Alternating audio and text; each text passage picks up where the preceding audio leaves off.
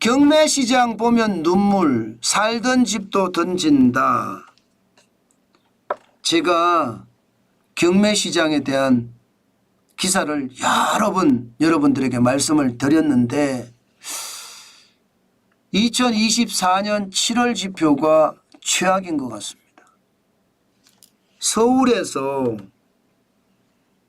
경매, 다시 말해서 빌린 돈을 갚지 못해서 경매로 넘어가는 것 최악이었거든요.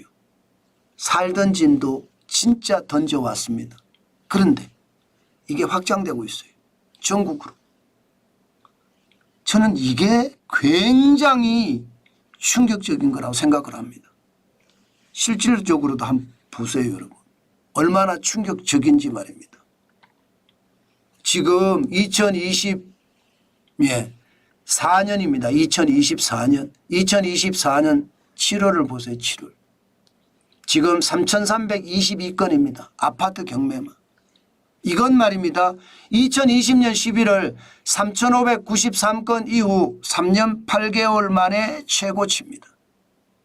이게 코로나 팬데믹이 덧쳐서 빚을 못 갚는 사람이 많이 생기니까 그게 한 6개월 정도 지나니 아파트가 막 넘어갔거든요. 살던 집도 뺏길 수밖에 없는 처지였습니다. 그 정도로 코로나 팬데믹은요 경제에 충격을 줬고요. 그만큼 서민들의 아픔은 컸었습니다. 그런데 지금이 딱 그 시기 같아요. 지금이 7월에 말입니다. 3,593건 이게 2020년 11월인데 지금 올해 7월에는 3,322건이라는 거 아니겠습니까? 여러분 2023년 1월 대비해 보세요. 91.4%나 는 숫자입니다. 진짜 장난 아니죠. 살던 집이 그동안은 말입니다. 서울에서 많이 던졌다 이렇게 이야기를 했는데 이제는 전국적으로 확산됐다는 의미입니다. 실제로도 한번 보실래요? 실제로도 서울을 보면 적지 않습니다. 과거 말입니다. 서울 아파트 경매 진행 건수를 보면 2020년 많으면 70건이에요. 많으면 70건. 2020년 1월에 70건. 2022년 3월에 45건. 2022년 6월에 57건. 그런데 보세요. 2024년 4월에는 305건으로 2015년 6월 358건 이후 최대입니다. 2024년 7월에도 276건이 적지 않습니다. 적지 않아요. 굉장하죠. 그만큼 말입니다. 여러분 경매가 서울에서도 많이 넘어간다는 거예요. 많이. 이거는 서민 경제가 지금 무너진다고 해도 과언이 아닙니다. 서울에서도 이렇게 살던 집을 던졌는데 이제는 전국적으로 살던 집을 던진다고 하니까 참 충격적이다 이런 생각이 듭니다. 그나마 여러분 그나마 다행이라고 불행 중에 다행이라고 해야 되나요? 다행인 것은요. 이게 낙찰가율이 좀 올라간다는 사실이에요. 낙찰가율이. 2023년 1월에는 낙찰가율이 감정가 대비 75.8%에서 87.3%가 됐다는 거. 약간 올라갔잖아요. 실제 2023년 1월 대비해 보면 2024년 7월은 15.2%가 올라갔습니다. 그나마 다행이죠. 경매로 넘어가도 약간이라도 건질 수가 있다는 이야기잖아요. 약간이라도. 낙찰가율이 87.3%가 됐으니까요.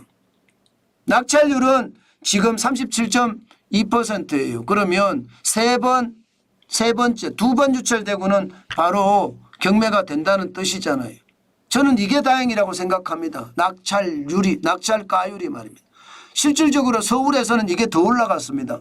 서울에서 보면 낙찰률은 46.7%니까 한 번 유찰되는 경우가 많다는 거예요. 그러면 낙찰가율은 93.7%까지 올라갔습니다. 93.7%까지. 다행이죠. 불행 중 다행. 살던 집이 나의 의사와 관계없이 경매로 넘어갔는데 왜? 내가 원금을 못 갚고 이자를 못 갚으니까 넘어갔겠죠. 넘어갔는데 그나마 감정가 대비 낙찰가율이 93.7%가 되니까 조금이라도 건질 수 있다는 게 다행이다. 그런 생각은 들지 않으세요? 실제로 그런 생각이 조금은 듭니다. 그나마 다행이죠. 그나마. 그런데 중요한 것은 살던 집을 이렇게까지 던져야만 되는 그런 상황이 많아진다는 게 저는 안타깝다 이렇게 생각합니다. 이게 지금 우리 경제의 실상입니다. 사실 서울 아파트를 이렇게 많이 던지고 전국에서 아파트를 계속 던진다는 건 자영업자 소상공인 중소기업인 중견기업까지도 저는 타격이 된다고 보거든요. 그 정도로 상황 자체가 좋지 않은 거예요. 굉장히 나쁜 거예요. 이게 현실입니다. 우리 경제의 현실은요. 지금 여기에서 찾아볼 수 있습니다. 그 정도로 상황이 나쁘다는 것 저는 확실히 여러분들에게 말씀드립니다. 지표는요. 여러분 거짓말하지 않습니다. 어떤 분들은 제가 너무 부정적이다 그렇게 말씀을 하는데 부정적이지 않고요. 그냥 있는 그대로의 사실을 있는 그대로 전할 뿐입니다. 뭐 솔직히 말하라면 비판적이다 이렇게는 이야기할 수 있죠. 비판적이다. 시장을 추세선으로 보고 확실하게 분석한다는 의미입니다. 저는 여러분들에게 그렇게 분석을 해드려야 된다고 생각을 하거든요. 그래야만 정관진 TV가 신뢰를 받을 수 있다고 생각합니다.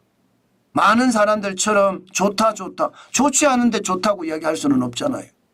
나쁜 걸 나쁘다고 이야기하는 것 저는 당연하다고 생각합니다. 앞으로도 있는 그대로의 사실을 있는 그대로 정론직필의 어떤